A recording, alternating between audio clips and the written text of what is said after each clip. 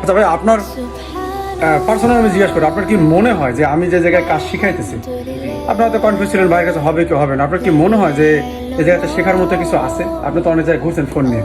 হ্যাঁ, তা তো অবশ্যই। আমি মোটরগেট প্লাজায় যেখানে ফোনের ফোন রিপেয়ারিং আতুর ঘরে বলা হয়, রাইট রাইট রাইট রাইট।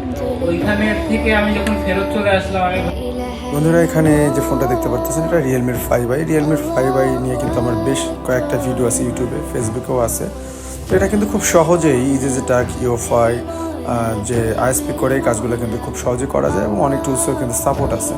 এই ফোনটা কিন্তু সামান্য একটা রোগ ছিল, সেই রোগটা তারা ধরতেই পারে না, বা তারা যে কাজটা করতে গেছে কাজটা করতে গিয়ে কিন্তু ফুল কাজটাই ড্যামেজ করে ফেলছে। এই জন্য আমি বলি যে আপডেট হন এবং আপডেট টুলসগুলো ইউজ করেন। টুলসের সহায়তা এবং আপনি যদি আপডেট থাকেন তাহলে কাজগুলো কিন্তু খুবই সহজ।